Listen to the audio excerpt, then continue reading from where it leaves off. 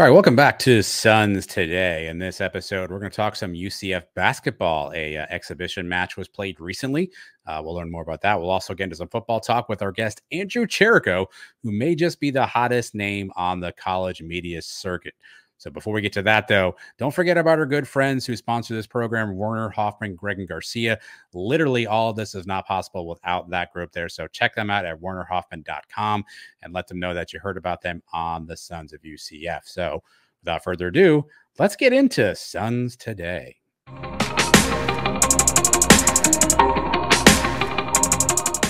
All right, welcome into Sons Today. I am Adam. In this particular episode, I'm joined by the man of the hour, one of the hottest reporters and journalists out there. He's covering everything for the Sons of UCF: football, basketball, baseball. He gets everywhere. He does everything. His name is Andrew Cherico. You can find him at Andrew_Cherico on Twitter. He's a fantastic follow.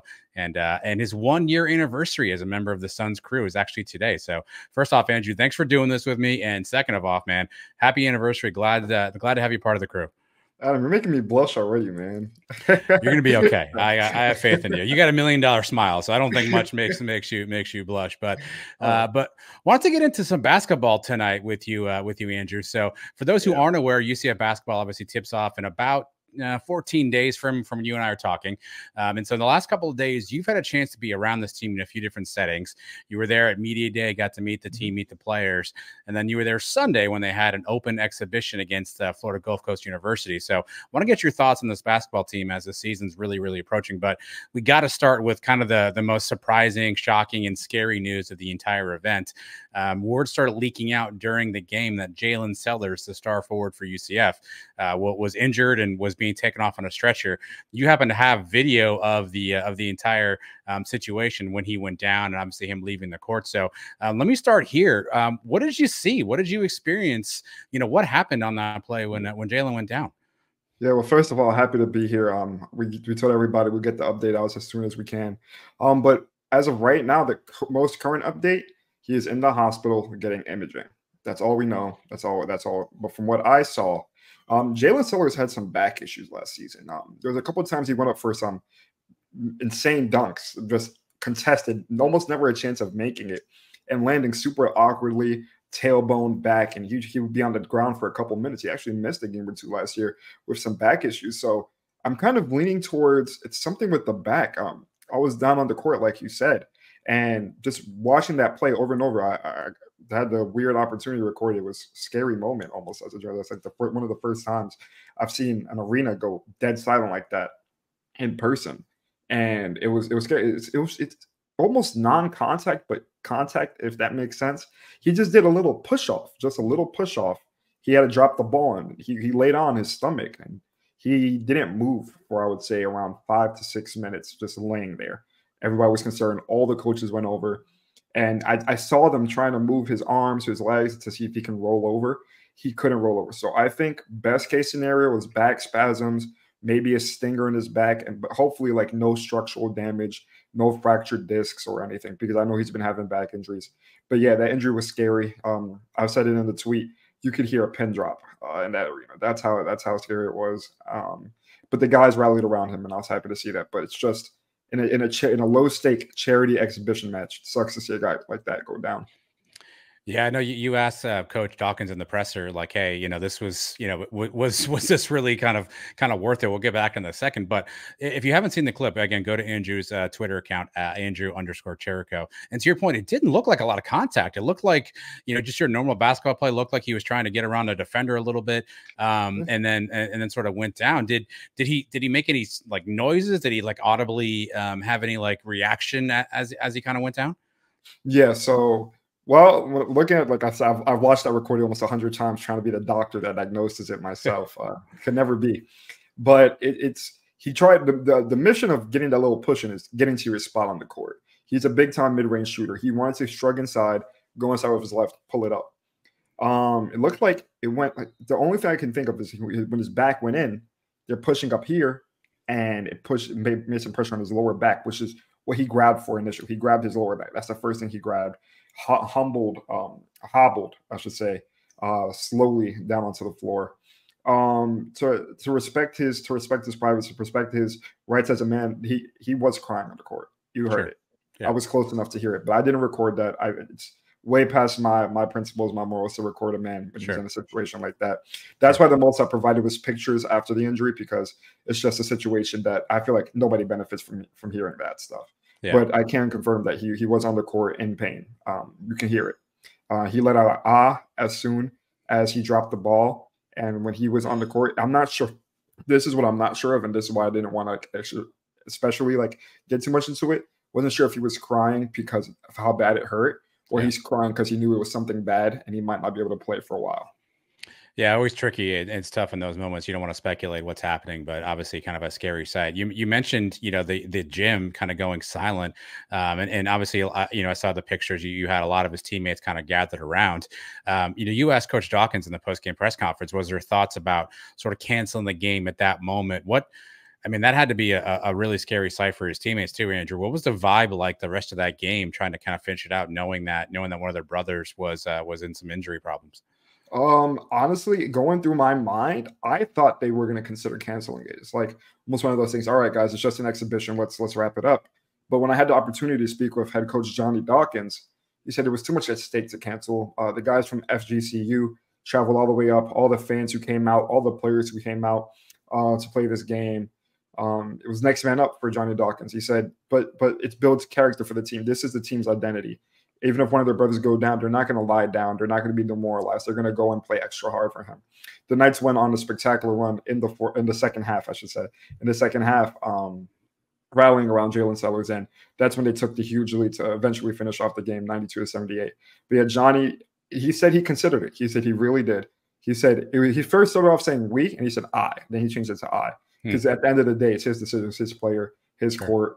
But I definitely thought there was a possibility of it, but after I asked him in the conference, he said he thought about it, but it was just too much going on to just cancel a game after an injury, even though it was scary. Well, like you said, obviously the only update we have is, Jaylen S going for some imaging and obviously kind of get a diagnosis. It is important maybe to point out he's been active on social media on Monday. He's been retweeting some stuff and he's been sort of responding to people. So hopefully that means, he's at least in a little bit of better spirits. But I don't know. I don't think, and you tell me, Andrew, I don't think we're scheduled to meet with Johnny Dawkins for a while. I don't know if he has another availability coming up soon. So it may be a bit of a hot minute before we get an update on Jaylen's condition. Well, as far as I know, I believe this could be wrong, but there might be a media day. I think Big 12 media day is coming up for basketball. Next week. Yep, next week. Yep. And that's the only update we're going to receive. I'm going to try to work my magic, see who I can contact, see if we can get any updates. But it's highly unlikely we receive anything, because then they go on the road to play Georgia in an exhibition match. Yeah, and then beginning of the season against number 13 ranked Texas A&M, November 4th. So. We have some time intervals in between. It sucks to see. The positive is if it's not serious, he has time to recover and could possibly come back for Big 12 season, hopefully midway through preseason. That's the hope, because it did look serious. I'm not going to say, oh, he's going to be back tomorrow. He said he'll be back. Thank you for all the prayers. So that means he's expecting to miss some time. Sure.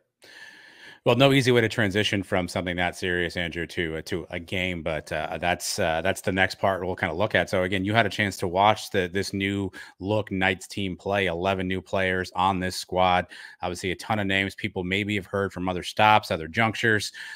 Our first time as sort of a fan base really getting to see them on the court. So, what were your overall impressions just of seeing the new look, 2024 UCF basketball team? This is what I'll say. Last year, if the Knights gave up more than 60 points, they were losing a game because they didn't have any offense. This year, the Knights can afford to give up more than 60 points. The offense is better. You can see that this team has stepped up with Big 12 talent. And even in the midst of a Jaylen S injury, there's confidence in the shot-creating ability of some of these guys. You have Dior Johnson, who looked absolutely fantastic shooting from deep. I believe he had 5 3-pointers. You got Dior Johnson, who's great at pulling up his mid-range. Then you got Keyshawn Hall, one of the big guys. He plays like a weird combo guard / forward. He takes pride in playing all positions on the court. He was making moves last night. He was getting into the paint, athletic, getting putbacks, rebounds, 23 points, double-double for him.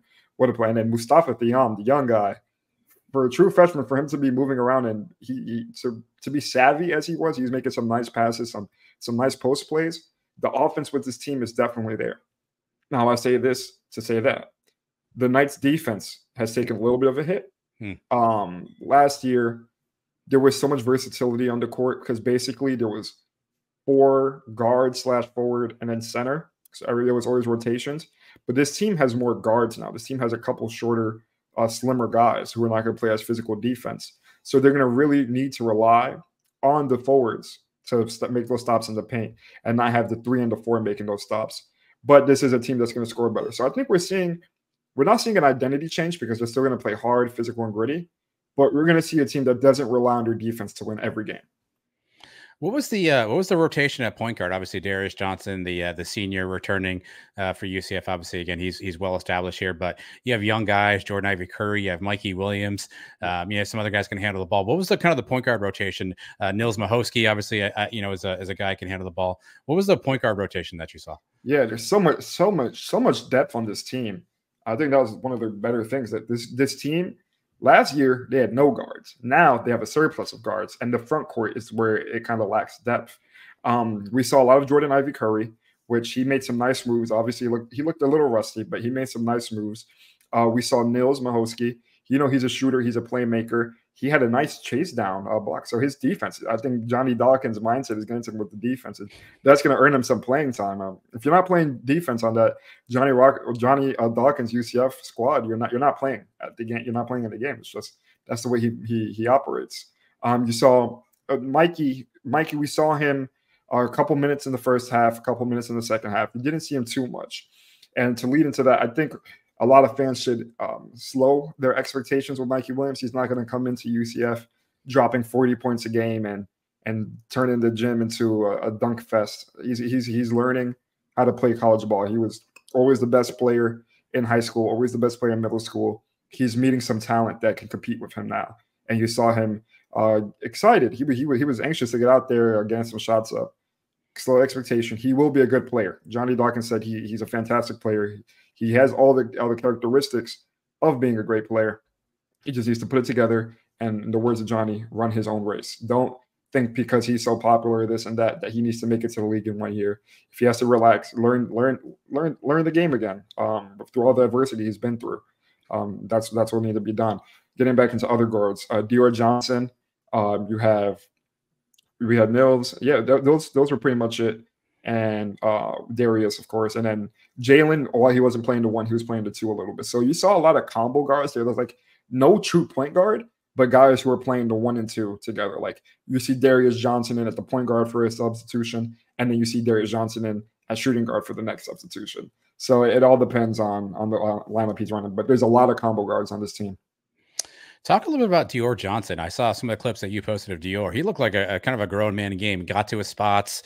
Looked like he had a pretty solid mid-range jump shot. If you know his background, he's definitely not shy about his ability to score the basketball. What did you like? What you saw of Dior Johnson? Yeah, I had the opportunity to speak with Dior Johnson at Media Day, and one of the questions I asked him was like, "You averaged 45 points per game in the JUCO League playoffs, and what did that do for you? What lessons did that teach you?" He said he needed to score 45 points per game to even get recognized by some schools. But he is an absolute scorer. The guy, when he gets on the court, you know you're going to get some buckets out of him. Big time mid range shooter, can stretch the floor. I still want to see more of it out of his passing game. He looked like he was pretty vocal out on the court too. He wasn't just getting back to his spot. He was directing people where to go and stuff and being like a hype man. That's what I expect out of him. He's going to come in and make some big shots. Like you said, he got to his spot. I think one of the more underrated things in basketball is people get into the spot they feel comfortable in shooting. A lot of the times when people are shooting poorly, it's because they're not getting to the spots they want to and they're forcing to shoot from positions that they're not super comfortable with. Dior had no issues against Florida Gulf Coast. Mind you, it's Florida Gulf Coast, so not the best competition, but still playing a grown man's game. Got to a spot, 2 dribbles, took his mid-range. And those are some tough shots. Mid-range is an underrated aspect of basketball. You know, people always go for the dunk or the three-point. Mid-range is kind of like a lost art, which he seems to enjoy. Another player I'm really intrigued by, Andrew, I'm not sure if you saw him play or what your thoughts are, is Benny Williams, the transfer in from Syracuse. 6'10", almost 215 pounds. He's got good size, but he obviously looks like a good scorer as well. Did you get a chance to see Benny play a lot, and what were your impressions of him? Yeah, Benny got some good playing time. He's very athletic. He's extremely athletic. He was getting rebounds, putbacks, spacing the court a little bit. He kind of reminds me of what CJ Walker played when he was healthy at his times. And when I say healthy, I mean fully healthy, like not hobbling around. He's a big time energy guy. You're going to see him, Keyshawn Hall, and Theon the most in the front court. It's going to be that rotation of three with Rokas Joseph. I think that's his name. That's how you pronounce it. On the court as well. But those three are going to be the main guys in the front court. And it was good. It was fun to see him out there. Just like I said, big bounce. This guy's gonna.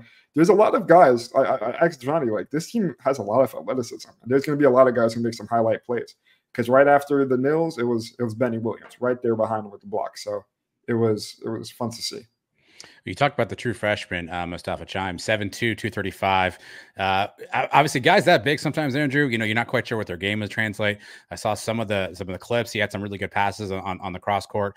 Obviously, a big body inside, but he's just a true freshman. I think, and correct me if I'm wrong here, I think he reclassified this year, right? So I think he, in theory, should be a senior in high school, right? So playing in this game, in this gym with obviously grown men at 7'2", how did he look to you? Did he look fluid, stiff? What were your impressions of the true freshman? Johnny Dawkins said it best. He competed with grown men out there. Florida Gulf Coast had some grown big, like I'm talking about big guys, strong, brolic guys, and he competed with them. He looked anything but stiff. UCF has had a history with big men, tall big men, I should say. Taco Fall, Ibrahim Diallo leading the leagues in blocks both years. They had both of those guys. Mustafa Chima is going to come into this lineup and absolutely continue that trend. He was playing very fluid. He didn't seem slowed by his size. You know what I mean? He was getting into the post, doing post fades. He had a really nice, I posted on Twitter, he had a really nice catch, and he like swung it to Dior Johnson for a three-pointer. He had a little bit of swag to it. You don't usually see that out of big men his size, and especially at his age. So it looks like he's having fun out there too. And I think for him to be a starting big man on this team, as a reclassified true freshman, he has to be doing something right in practice. And I think Coach Johnny Dawkins sees that he's going to be one of the staples for this franchise, at least this year. How is this conditioning? I know it's early in the season, but obviously, in the Big 12, you're going to take a beating night in and night out, like grown ass men playing basketball in the Big 12. How was his conditioning? How is he even look from a size perspective? I see, 235. Is he as yoked up, as big as maybe you think his frame can hold? And what do you think about his conditioning overall so far? Well, I know one of the goals for Johnny Dawkins was to make him put on some weight. He's a young guy, so it's going to come naturally over time. It's just how can we excel the progression of him putting on some weight, putting on some muscle mass. But I think he'll fare fine. I think it's one of those things where he's going to learn. He's going to learn a lot. That might be one of the positions to look out for when we face Texas A&M. Is he getting out rebounded? Is he getting into position? Is he getting boxed out? Is he losing his position in the paint because he can't hold it because of his size? Those are all things to look for. But from what I saw, his hands look sure. He has a shot. And to have a 7'2" big man who has a shot, that is fantastic. He can space the floor, shoot over defenders, shoot over point guards like they don't even exist. So I feel like this year, if he plays great and he decides to stay another year, you'll get more of like the fluid stretch big, but can also dominate inside. And I feel like as we see him grow, we'll see him turn into more dominant paint piece. Obviously, not a ton of returning players on this year's team, but one player that is returning that I think got a lot of attention last year. I'm curious to see what you thought about him in the game on Sunday. Is Tyler Hendricks? Obviously, Taylor's younger brother, sort of now a legacy name here at UCF, although he hasn't really gotten on the court very much. Did Tyler get a chance to play? And what are you seeing at him? How do you think he might fit into this this puzzle here for Johnny Dawkins? To be honest, I went down to the press conference room about the 2-minute mark. So I'm not sure if Tyler Hendricks played.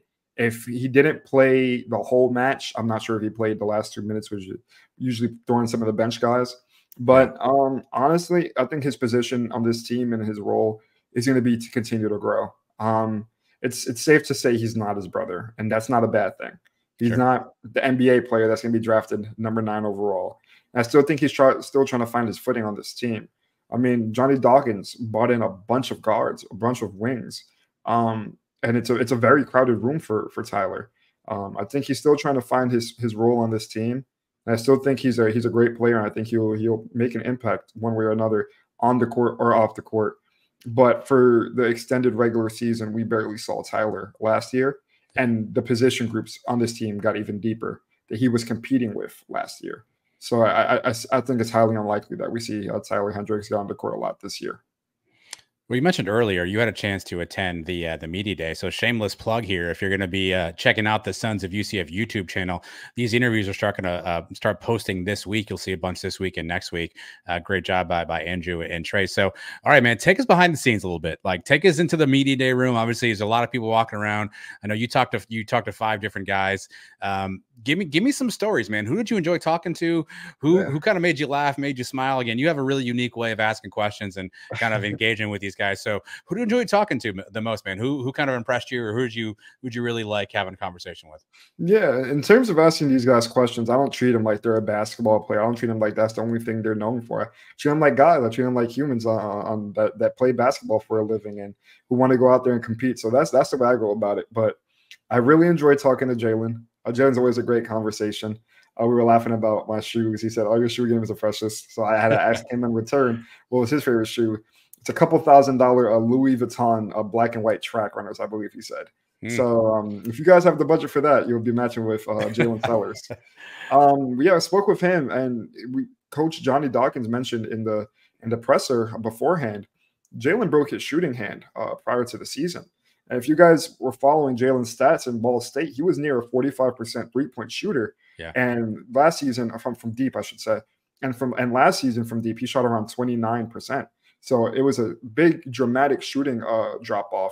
But then again, battled the hand injury, never got into his rhythm with that, and battled the back injuries. But still led the Big 12 in scoring for a majority of the season until the end when UCF just kind of fell off. But always great talking to him. He loved Johnny Dawkins. Johnny Dawkins is the reason why he came back to UCF. I'm sure he had other offers, being one of the more coveted scorers in the best conference of college basketball. But he believes in Johnny Dawkins. He said if he's not making the league, this is the place he wants to be. If he is making the league, this is the place he wants to be. And I also enjoyed talking to Mikey Williams. It took me a while to get to the opportunity to speak with him. I've never seen a player at UCF with more hype than Mikey Williams. I think that's why a lot of people have such these high expectations. I mean, when I got onto the court for the exhibition match, he didn't even start. But when he came into the game, he got a standing ovation. When he got the ball, everybody started clapping. And when he made a highlight play, everybody started clapping. And then towards the end of the game, everybody was like, "Mikey, can I get your autograph?" Which is great for him. I know he loves to help everybody out. And we and him talked about his journey with God. A lot of you know he had a previous controversy.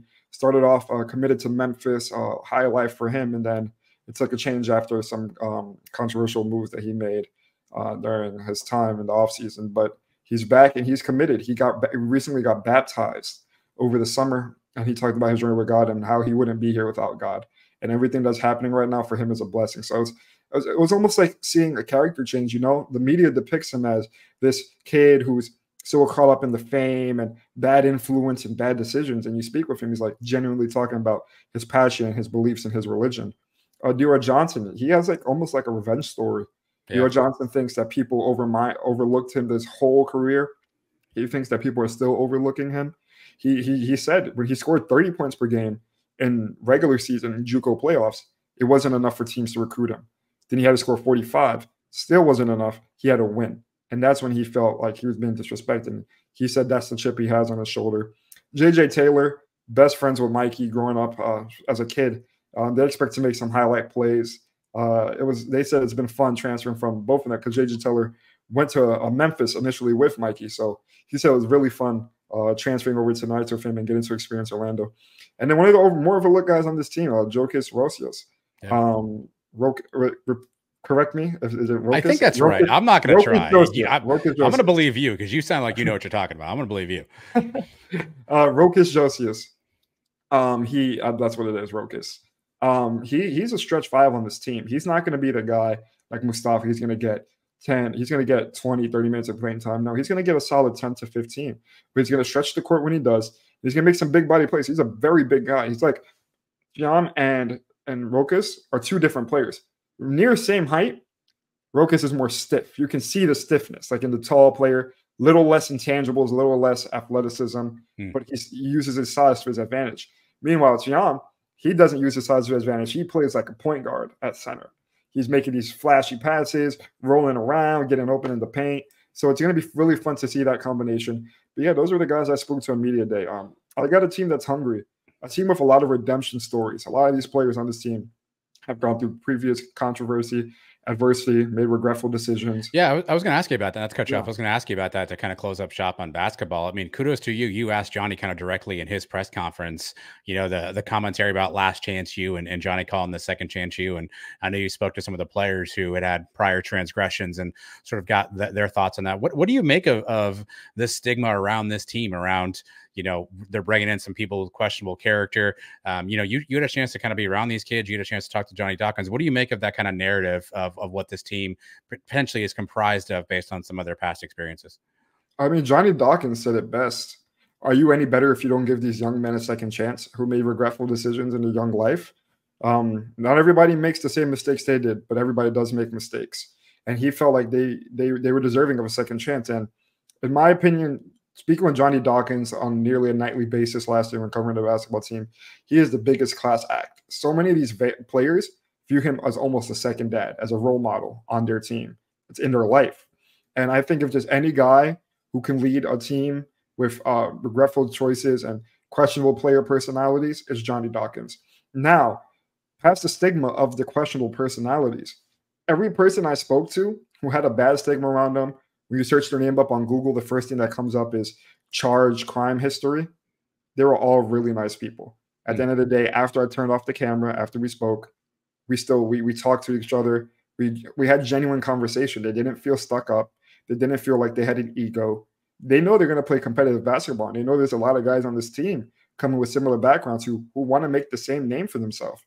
And it's a great opportunity to see that this isn't their last chance. Johnny Dawkins doesn't want to call it their last chance because these guys, their goal is not for it to be the last chance. They want to go to the league. So he's giving them a second chance at making that opportunity.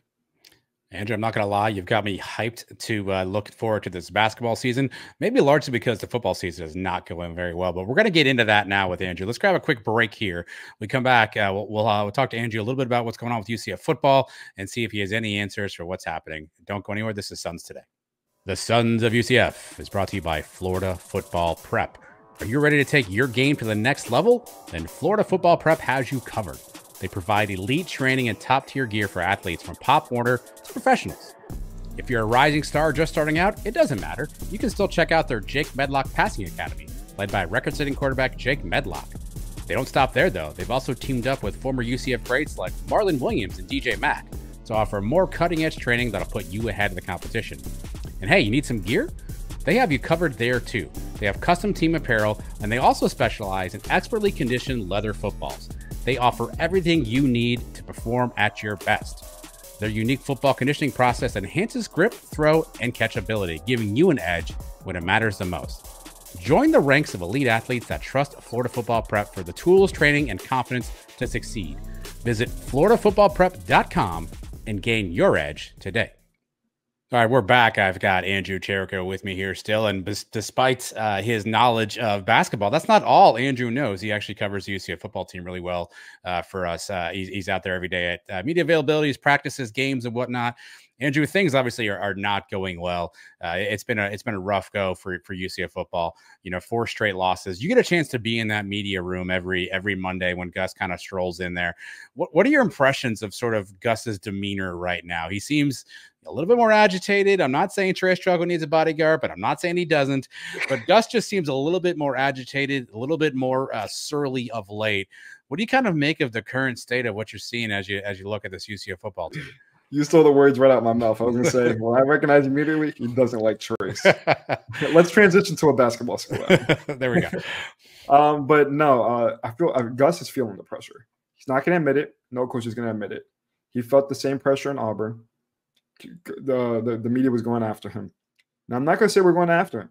At the end of the day, I don't think a reporter should ever want to intentionally make a coach feel bad or get feel scrutinized. But at the end of the day, these are real questions that the coach has to answer. These aren't like, oh, Gus, your team sucks. No, this is more like you're struggling in this, and this stuff that we talked about in the offseason that you're going to improve. You said this team is so much better at this stage of the year than last year, and it's been worse. It's been worse. This is a worse roster right now than we had last year. And regarding even the on paper talent that we brought in is performing worse. Gus, it's almost like he's still trying to figure it out. He doesn't know where this team should go. Ja'Cory Brown just announced a starter this week. If you knew KJ was having these struggles during practice, if you knew KJ was struggling against New Hampshire, against Sam Houston, you still wanted to try to bring him out there. Money-wise, I guess, they wanted to see if they can get their investment. KJ was the investment. Yeah. What did you know prior to this that you didn't let fans know? John Walker, we learned today that he's out for the season after we had asked for many times. But he's trying to keep the team together. Now speaking positive, he's trying to keep the team together. He knows that he can't say too much to media because then everybody's going to run away with the narrative. Yeah. And that's why I understand as a coach, as a media person, you're not always going to get the answer you want. You just have to work with what you have. But he's trying to find a way, and I'm not sure how they're going to find that way. We thought the bounce back game was Cincinnati, and they were like, okay, Iowa State's a loss. And then halfway through the Iowa State game, like, we're back, and then it went downhill again. Yeah. And this team can't pass a football still. The same problem that they had in New Hampshire is the same problem that they're going to have going into BYU. 7-0, 11 ranked. Yeah, no, it doesn't get any easier. I think the KJ thing is interesting, right? Because, again, you and I both hear stuff, not everything that we talk about or share with the public, but there were rumors and whispers, during camp that KJ wasn't throwing the ball as well as they'd hoped and maybe wasn't performing as well as they'd hoped. I think Gus was hoping maybe KJ is a guy, once you turn the lights on, right, it gets a little bit different for him. A game time player. Yeah, it didn't work out. Obviously, we all get that. But I'll say this, man, like, there's some intriguing things about Ja'Cory Brown's skill set, right? He clearly brings that JRP-esque running ability to the attack, which, again, we did not see under KJ. To your point, the passing game, he's still learning this offense, I assume, right? Is he getting the right reads? Is he making the right throws? But I'm confused here, Andrew, and I'm wondering if you have any additional insight or just perspective on this, right? We tried out EJ Colson for 2 series against Cincinnati. Then it goes to Ja'Cory. Now it's back to Ja'Cory. What do you make of the quarterback situation? Again, I think there's something to build on with both those guys. And if at the end of the year you told me, hey, we're a 5-6 win team, am I happy with that? No. But if you told me that one of those 2 guys separated themselves and we had our quarterback for the future, I may feel better about that. So what do you make of the QB room right now, Ja'Cory, EJ? What do you think we're going to see? And maybe what do you want to see out of that quarterback spot? The same questions you're asking right now are the same ones I'm trying to figure out. My opinion, and this is not confirmed, but Gus just needs a bowl game. He's trying to go for a bowl game. While I think that EJ Colson is the better starter for the future, and you get more of a passing threat out of him because he was already airing it out in his first couple possessions that he played in the Cincinnati game, he didn't get fair breaks. Johnny Richardson fumbled twice on his possessions. Yeah. He only really got deep shots called as well. We didn't really see a route for him going a slant over the middle or a little quick out route. You just saw 2 deep shots. And what is a quarterback going to do with that? KJ can make those deep shots for all I know. But I think the goal now for the season, when Gus said all of our goals are still intact for the season, they are not intact anymore. It's completely transitioned, and now they're playing for a bowl game. He feels that Ja'Cory Brown gives him the best opportunity to make a bowl game. He thinks they can straggle up 3 more wins with Ja'Cory Brown, hopefully having another monstrous running performance, 120, 130 yards, will him over some of the weaker teams, but there's arguably not a win left on the schedule, Adam. So, it's tough. It's tough. Arizona's, floundering a little bit right now, but I mean, they're still a good team. Utah's got some turnover. They're losing their starting quarterback, but again, they're still Utah. They're a physical football team. West Virginia, things are getting bad there, but that's a road game. UCF obviously hasn't played well on the road, but so my opinion, I'm good if you want to go Ja'Cory. Like, I'm good if that's where you want to go. Again, I think there's some tools to work with. I'm curious though.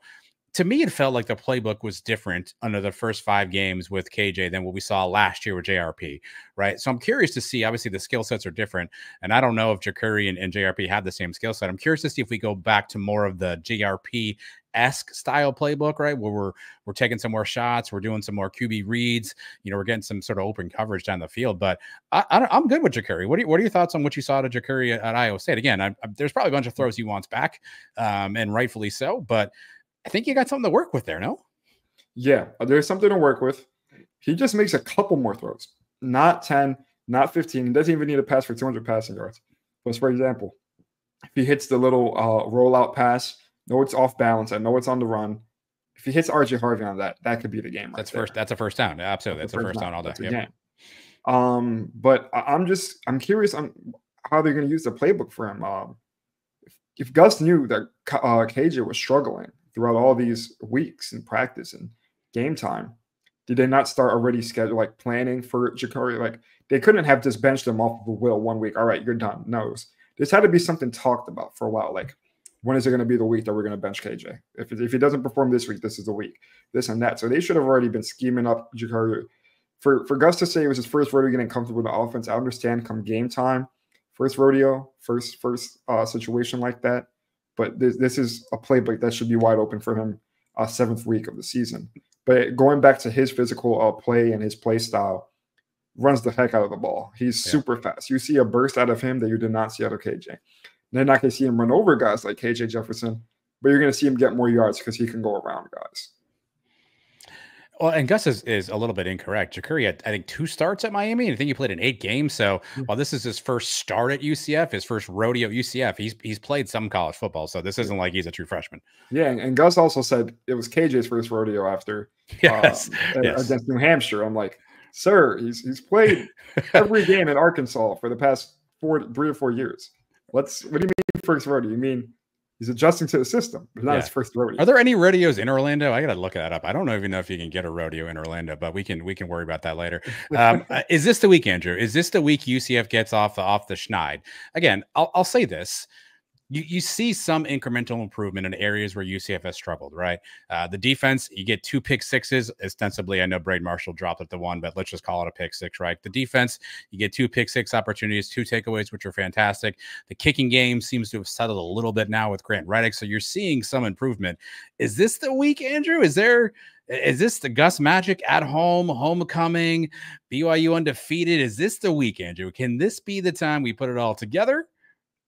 Adam, being a Jets fan for my entire life. Okay. Being a miserable Jets fan for my entire life. Fair. Bad teams know how to lose, and good teams know how to win. Fair. No matter how many times you feel like UCF does this right, can we build on this the next week?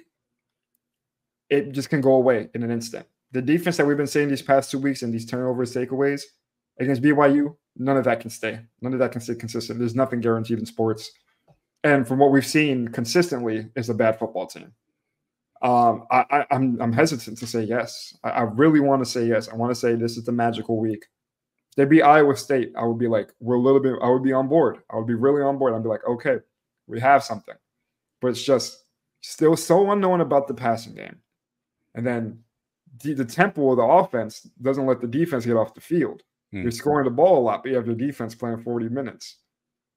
The pass rush has still been shaky all season. There's still so many question marks and things that should have been steadily improved by now. But the defense, okay, playing better. I just can't say yes. I can't. I want to. I want to. It seems like another week for failure. I was hoping you'd talk me into it because I'm in the same boat. I want to say yes. I want to have I think Trace calls it the hopium, but it just isn't there for me right now. But before we get out of here, I want to bring one more thing up. So you had a really cool kind of moment go viral after the Colorado game. You had a chance to go into the press conference and Coach Deion Sanders, Coach Prime, give you some really good kudos, a really good shout out. Again, if you haven't seen that, I think it's the pinned tweet on Andrew's Twitter account. So at Andrew_Cherico. But I'm curious, have you had a chance to talk to Deion after that? Have you had any reaction from people who saw that video? Kind of curious what your life has been like since that video came out. Life has been very fast. Making sure I'm going because I'm a full-time student, VP of a fraternity and doing Sons. So it's been a heavy plate and trying to balance uploading all the clips and stuff like that and prioritizing my career first. It's been fun. It's been really fun. Just going back to that moment, it was around 40 people in that room. UCF had to switch the press conference room that they usually have for opposing media just because there were so many people, so many cameras. They're like, we're going to be looked at as a trash organization if we don't get out of here. So they switched the room. They switched it to a nice venue. I thought they should keep it there. It was really nice, but it won't be. We're back to the same old shed. But it was really fun. Posted that tweet. It was in reality, the part of it that's funny is because I got there with around 6 minutes left before the game ended. Make sure I secured a spot. Everybody already had their tripods down in the front row. So they already like were set up. They knew people were going to be in there like hell. I thought I was planning well, but it's like when you try to beat rush hour traffic and everybody's thinking the same as you. That's almost what it was. But I still got down there, second row, lined myself up in the middle. I'm like, I don't care if there's 100 people in here. I'm getting in a question. I've waited too long for a moment like this. And I got the question in.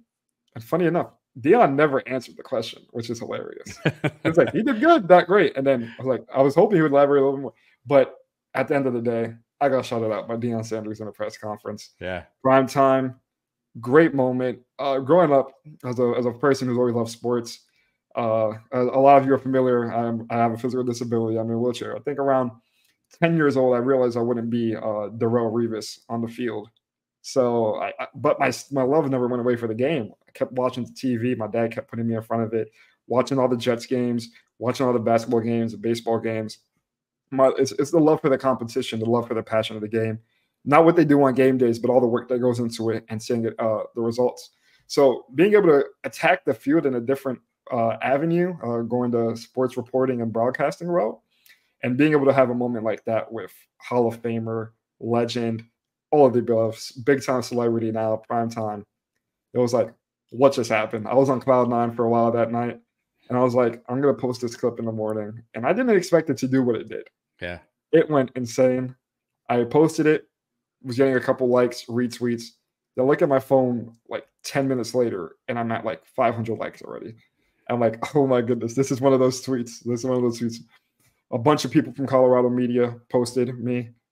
Sports Illustrated posted an article on me. Yeah. A bunch of sports media posted articles. You can probably search it up. It's funny enough, you go in Deion Sanders, disabled reporter, you're going to see a whole line of articles pop up. But I'm not complaining. Any PR is good PR, Adam. Not always. I lied. That's not a good model to live by. But it was surreal. Posted it, and then I'm just in my room talking with my cousin, and I just get a notification on my phone. Deion Sanders has followed you. Like, for what? Coach Brian followed? What? Excuse me, what just happened? And then after he followed me, I was able to send him a private message, because you know how sometimes you don't follow people, you can't send messages. I was able to send him a message. I told him, thank you for the opportunity.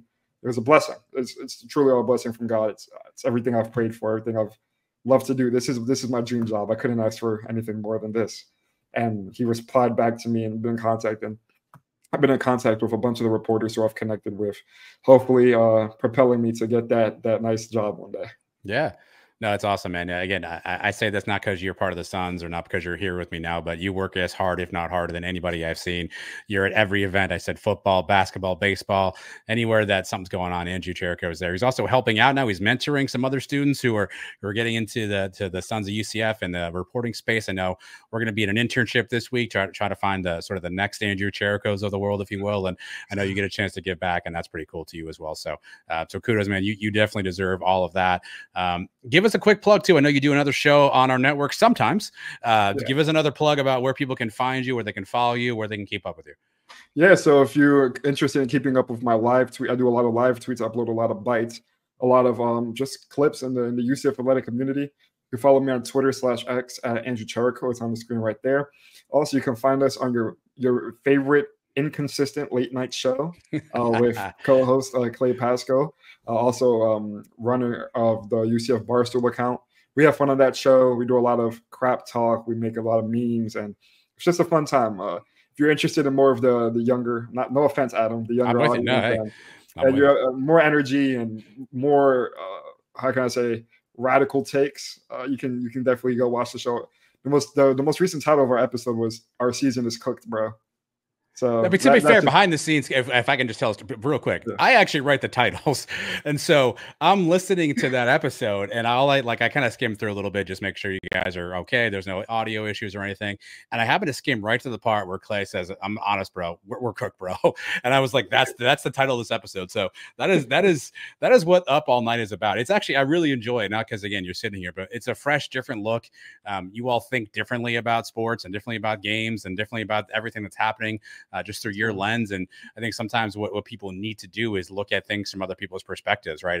And you all bring a younger perspective, a kind of a more modern perspective to things, and it's really cool. It kind of keeps me kind of grounded as I'm thinking about UCF stuff, to think about what you and Clay are looking at too. So it's a great show. Again, Up All Night. You can find it on the Suns YouTube channel. You can find a ton of Andrew's work on the Suns YouTube channel. I believe you and I are talking Monday. I believe Tuesday I'll have a video probably out from Andrew and his time at the press conference on Monday. So his unique take on what he saw when he talked to Gus and the players on Monday. But Andrew, man, appreciate the insight. Fantastic talking about basketball with you. Thanks as always for your insight on football, and look forward to seeing you this week, man. Go Knights.